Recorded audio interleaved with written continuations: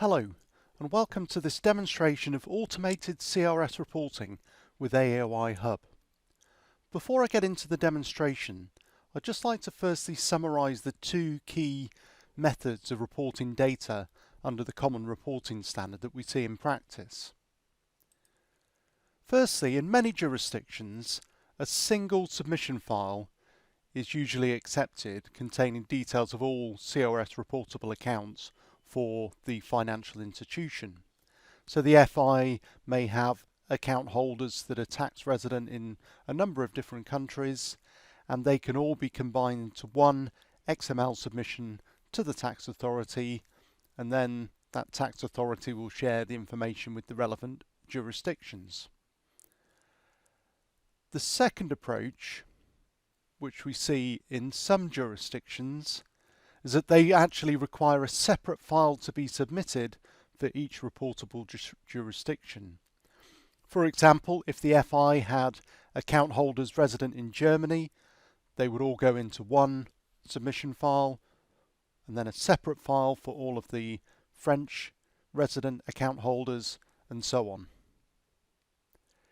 In AOI Hub reporting templates, we support both options, and we also automate the production of multiple submission files where this second method is required by the tax authority.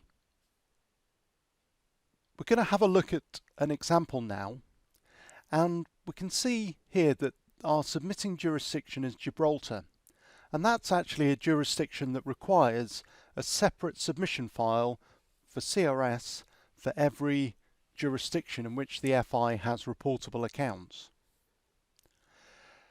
If I go to the Options tab and I look at the CRS options, because we know that Gibraltar is a jurisdiction that requires this, by default the option for creating a separate submission file for each reportable jurisdiction is already selected, so that when I go to run my reports, it's going to do that automatic creation of separate reports.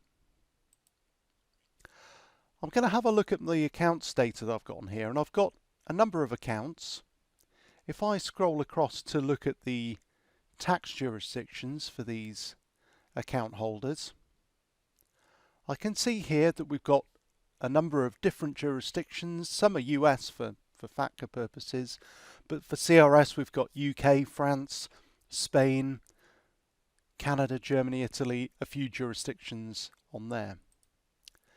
If I click on Create Reports, first of all, what the template's going to do is just check all my data, check that it's valid, and it's just going to check how many accounts I've got before following through with the process. It's identified I've got 9 FATCA reports, but we're not going to worry about that for now, and 16 CRS.